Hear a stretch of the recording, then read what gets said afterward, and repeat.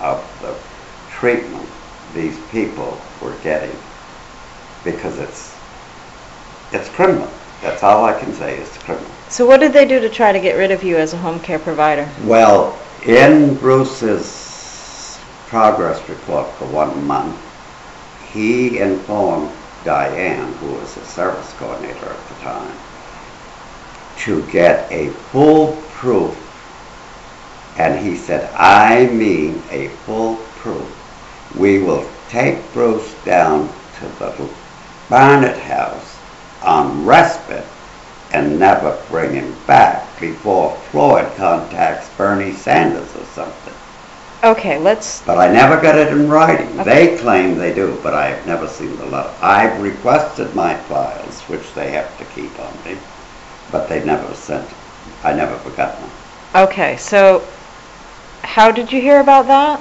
Through Bruce's progress report.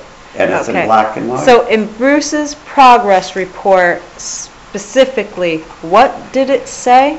Saul Schoenberg said you need to get with some of the upper head honchos.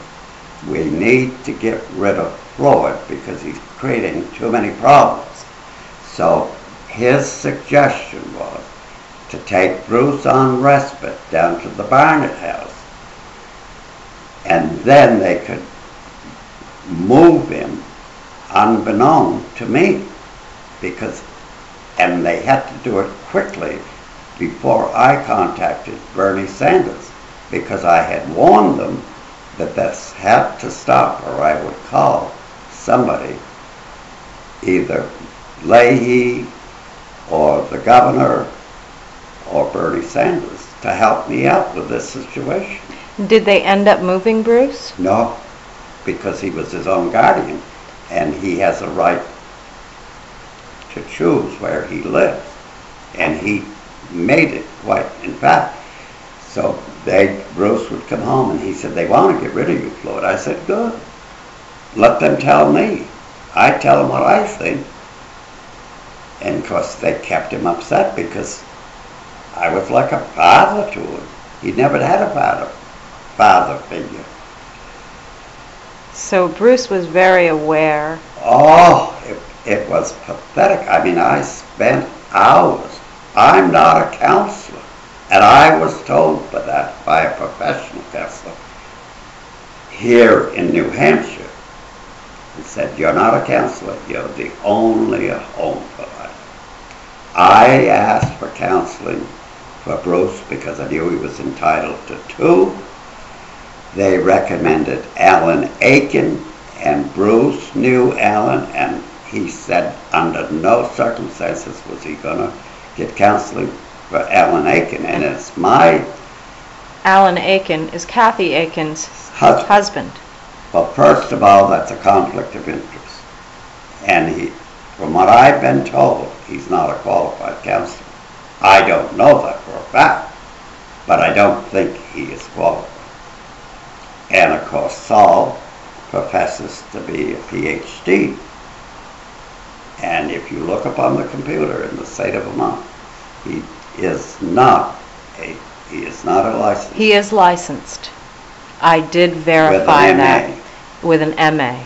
But that's not a psychiatrist. No, it's not a psychiatrist. It's not a doctor.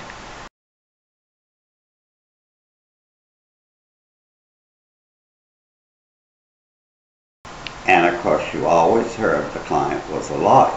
Yes. They would tell him to the face, you're a liar, we don't believe you, you've told stories. Yes, they do. But it's not their fault. I'm not a doctor or a lawyer. But, you know, when you're sort of mentally challenged, but you're not totally retarded, and anybody that I met wasn't,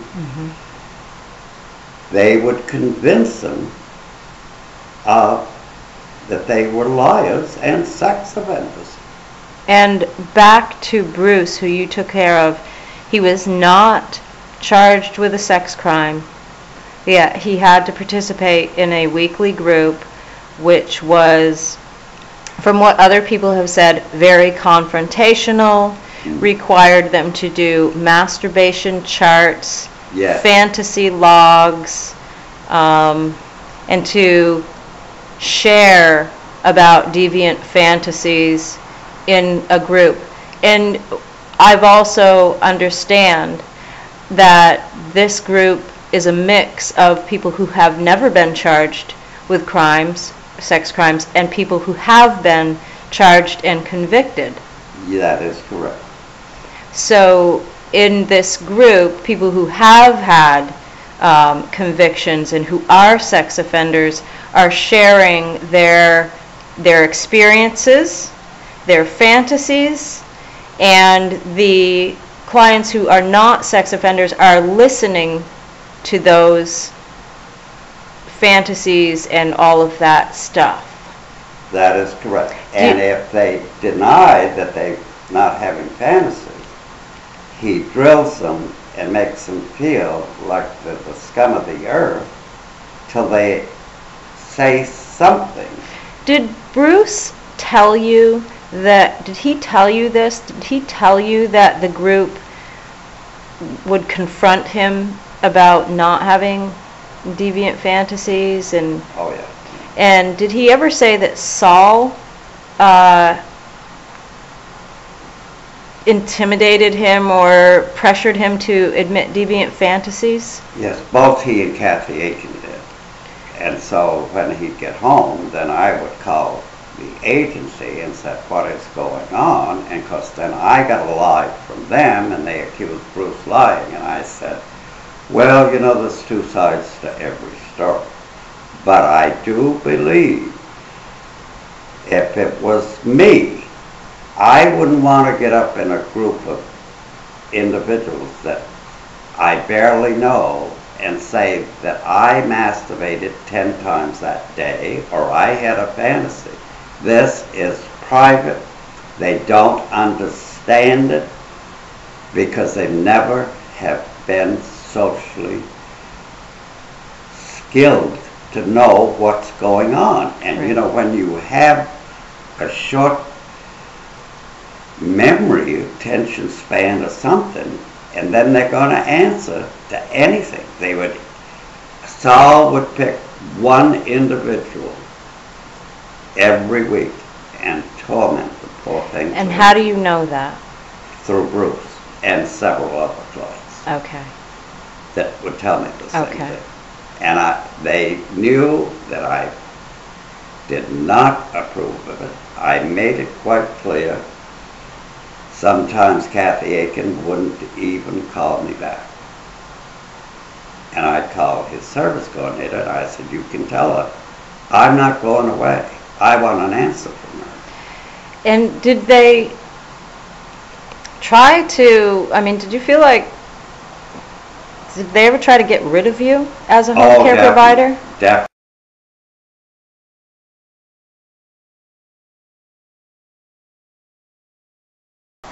And I have to settle them down. So I also heard something about a funeral that Bruce wanted to go to. It was a funeral for a friend of his or a friend of yours? No, a friend of, it was a friend of Bruce's. It was Brian Keith's son who got killed in a skiing accident, and Bruce knew them very well.